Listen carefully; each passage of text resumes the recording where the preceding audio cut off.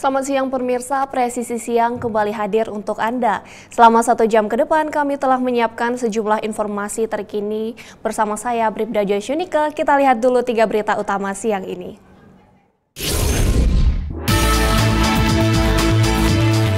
Pasca menerima laporan polisi terkait investasi bodong sewa gadai hunian, Polres Sukabumi Kota berhasil mengamankan tindak pidana penipuan dan penggelapan investasi dengan total nilai kerugian material mencapai 5 miliar rupiah.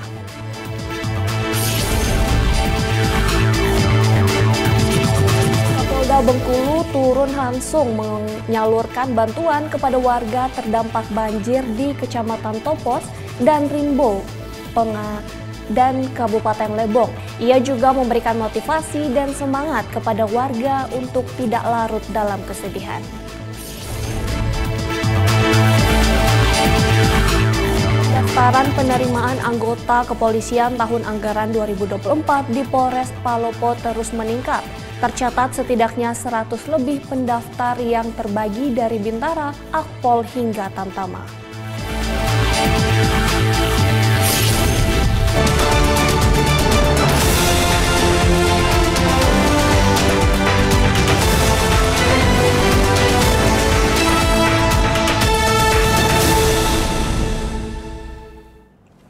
Pasca menerima laporan polisi terkait investasi bodong sewa gadai hunian pada 5 hari lalu, Polres Sukabumi Kota berhasil mengamankan 4 dari 6 orang karyawan CVAP yang diduga terlibat aktif dalam tindak pidana penipuan dan penggelapan. Kasat Reskrim Polres Sukabumi Kota AKP Bagus Panuntun menyebut investasi bodong ini menelan korban hingga 186 orang dengan total nilai kerugian material mencapai 5 miliar rupiah. Menerima laporan polisi terkait investasi bodong sewa gadai hunian 5 hari lalu, Polres Sukabumi Kota mengamankan 4 dari 6 orang karyawan CVAP yang diduga terlibat aktif dalam tindak pidana penipuan dan penggelapan tersebut. Keempat terduga pelaku tersebut adalah HM, 50 tahun, dan TL, 46 tahun, selaku marketing CVAP serta HRM, 47 tahun, dan GP, 36 tahun, selaku General Manager pada CVAP. Sedangkan 2 terduga pelaku lainnya, H dan A telah masuk dalam daftar pencarian orang. Pelaku ini mengajak para korban untuk melakukan investasi sewa hunian rumah. Kemudian dengan janji bahwa para korban ini akan menempati rumah sewa hunian tersebut selama 2 tahun. Dengan nilai investasi tersebut akan dilakukan pemotongan sebesar 5% pada saat sewa hunian rumah itu sudah berakhir. Namun kenyataannya pada saat proses 6 bulan para korban menempati rumah tersebut, para pemilik sudah mendatangi para korban bahwa CVAP tersebut hanya menyewa berkisar 6 bulan dan sewa rumah tersebut dibayarkan per bulan. Sehingga para korban ini mendatangi Polres Sukabumi Kota secara bertahap hingga hari ini korban sudah berjumlah 186 orang dengan kerugian 5.595.500.000 rupiah. Saat ini berdasarkan alat bukti dan saksi-saksi kami sudah menetapkan 4 orang tersangka. Untuk yang DPO saat ini yaitu H selaku Direktur sekaligus pemilik CVAP, yang kedua adalah A selaku General Manager. Pasal kami jerat 372, 378 dengan ancaman hukuman 4 tahun. Dan kami menghimbau kepada masyarakat apabila ada korban-korban lain, apabila ada tindak pidana yang berkenaan dengan investasi bodong agar menghubungi call center 110 atau lapor polisi siap mas dengan nomor telepon 0811 654 110.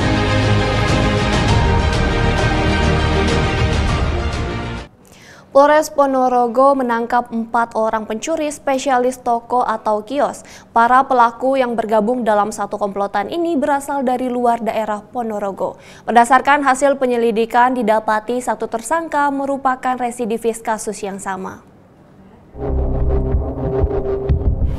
Alhamdulillah, pagi menjelang siang ini Polres Ponorogo melaksanakan rilis terkait hasil ungkap tindak pidana pencurian dengan pemberatan spesialis toko yang dilakukan oleh 4 orang pelaku, di mana salah satu pelakunya adalah residivis.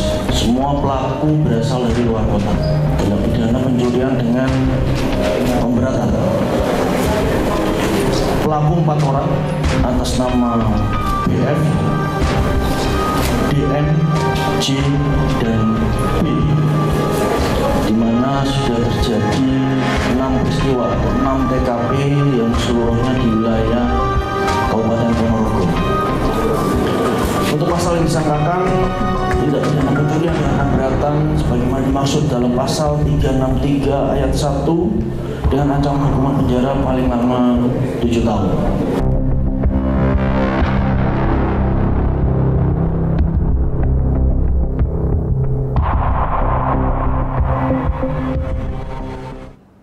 Satlantas Polresta Sidoarjo bersama Dishub, Satpol PP, dan dinas terkait menertibkan drum yang diletakkan di tengah jalan oleh warga sebagai penanda sedang dilakukan penggalangan dana. Hal ini sangat berbahaya dan telah menyebabkan kecelakaan lalu lintas sehingga Satlantas Polresta Sidoarjo dan dinas terkait melakukan penertiban guna keamanan dan kenyamanan pengguna jalan. Saudara, kami dari Satlantas Polresta Sidoarjo hari ini melaporkan dari Jalan Raya Kerendung. Jalan ini menghubungkan antara Porong dan juga ke arah Mojokerto, di mana kita ketahui bahwa beberapa waktu yang lalu di tempat ini telah terjadi laka lantas yang disebabkan oleh adanya tong-tong yang diletakkan oleh warga, di mana tong-tong ini digunakan sebagai penanda bahwa di tempat itu dilakukan sebuah penggalangan dana. Nah, namun karena tong-tong ini tidak terlihat ketika di malam hari maupun ketika di siang hari pun juga tidak terlalu nampak, sehingga menyebabkan sebuah kejadian laka lantas yang merugikan pengguna jalan yang lain. Untuk itu hari ini kami Satlantas Polresta Sidoarjo bersama dengan Dishub dan juga Satpol PP bersama-sama untuk menertibkan tong-tong yang diletakkan oleh warga ini. Saudara, demikian tadi informasi tentang pelaksanaan penertiban yang dilakukan oleh Satlantas Polresta Sidoarjo, Satpol PP dan Dishub telah dilaksanakan. Untuk itu kepada saudara sekalian tetap berhati-hati dalam berkendara, utamakan keselamatan dan salam presisi. Sat Narkoba Polres Bogor berhasil menangkap 2 orang pelaku tindak pidana narkoba di daerah Cilengsi, Kabupaten Bogor. Kasat Narkoba Polres Bogor AKP Nur Istiono menjelaskan pelaku berinisial IW 24 tahun dan EB 24 tahun berhasil ditangkap di Kampung Mampir, Kecamatan Cilengsi. Saat penangkapan, IW diketahui sedang berupaya menempelkan narkotika jenis sabu. Dari hasil penangkapan, petugas menyita barang bukti berupa 43 bungkus sedotan yang masing-masing berisi narkotika jenis sabu dan 4 bungkus plastik bening berisikan narkotika jenis sabu dengan berat bruto 22,85 gram, jaket, wadah makanan, 2 unit timbangan elektronik, 2 unit handphone, dan 1 unit sepeda motor. Akibat perbuatannya, para pelaku dijerat pasal 114 ayat 2 dan atau pasal 112 ayat 2, junto pasal 132 ayat 1 Undang-Undang Nomor 35 Tahun 2009 tentang narkotika. Oke. Nah, ya timbangan. Nah, ini nanya, handphone di mana? Dua kasus menonjol terjadi di Jawa Tengah. Kasus yang terjadi di bulan April 2024 berhasil diungkap Polda Jateng. Sebanyak 6 orang tersangka dan barang bukti berupa uang tunai, perhiasan, dan sepeda motor dengan total nilai ratusan juta rupiah turut diamankan petugas. Kasus pertama yang diungkap adalah perampokan bersenjata api yang dilakukan komplotan residivis berinisial MM, AP, dan GS. Pelaku melakukan perampokan bersenjata api di 3 TKP, yakni di Cepu, Bojonegoro, dan toko emas di Blora. Para pelaku menggasak seluruh perhiasan dengan total senilai 150 juta rupiah.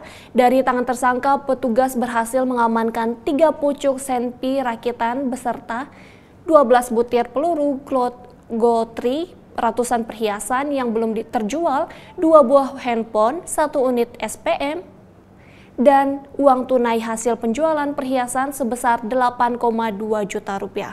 Atas perbuatannya, para pelaku dijerat dengan pasal 365 KUHP dengan ancaman hukuman penjara maksimal 9 tahun. Kasus kedua yang diungkap adalah penemuan mayat seorang wanita korban pembunuhan di Desa Jatisobo, Kecamatan Polokarto, Kabupaten Sukoharjo. Korban diidentifikasi berinisial SRN yang beralamat di Desa Lemah Habang, Kecamatan Cumapolo, Kabupaten Karanganyar. Pelaku berinisial RMS yang ditangkap di rumahnya mengakui perbuatannya ikut melakukan pembunuhan. Dari keterangan pelaku, pembunuhan dilakukan bersama 2 orang pelaku lain yang diketahui masih berstatus sebagai pelajar. Para pelaku juga membawa kabur uang, sepeda motor, dan HP korban. Motif pelaku mengaku karena desakan kebutuhan hidup. Para pelaku dijerat dengan ancaman pasal 340 KUHP tentang pembunuhan berencana atau pasal 339 dan 338 KUHP tentang pembunuhan dengan ancaman maksimal hukuman mati.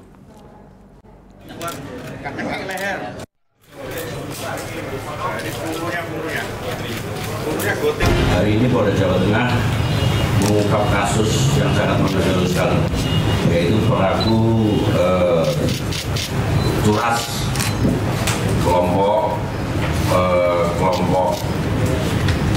toko emas. Jadi pelaku 335 dan 338, yang satu itu curas, yang satu adalah kasus pembunuhan. Curas ini menjadi kasus menonjol karena apa? Di situ sudah menggunakan alat, yaitu senjata api. Bahwa yang bersangkutan melakukan perampokan dengan cara kekerasan adalah pada saat toko emas itu akan tutup, di mana 2 orang dengan menggunakan kendaraan masuk toko emas dengan cara mengancam, kemudian di dasarnya itu diambil semua toko emasnya. Polres Purbalingga menggelar rekonstruksi peristiwa pembunuhan sopir truk di Jembatan Sungai Serayu, Desa Kembangan, Kecamatan Sukateja, Kabupaten Purbalingga.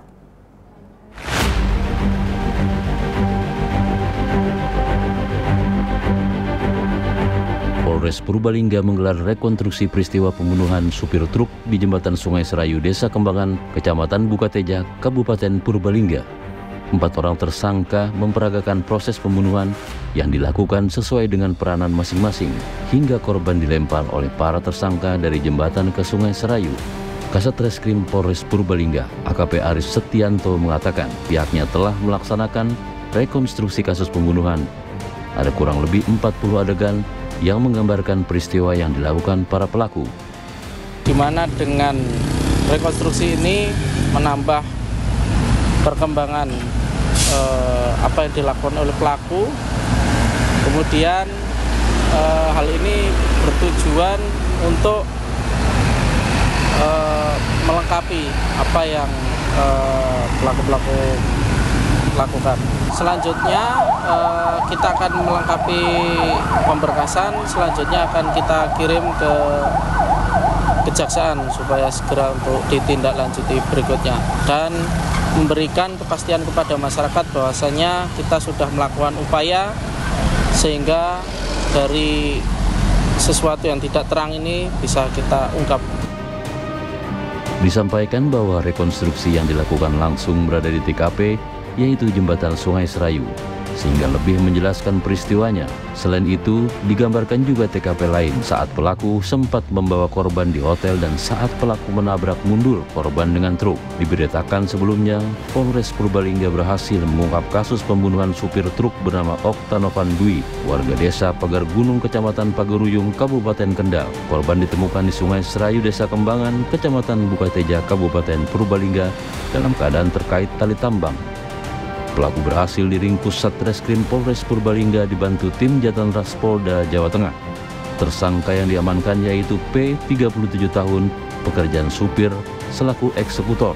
Kemudian AB, 22 tahun, KSA 24 tahun, dan AT 19 tahun. Ketiganya membantu melakukan pembunuhan terhadap korban. Dari Humas Polres Purbalingga Polda Jawa Tengah melaporkan untuk Polri TV.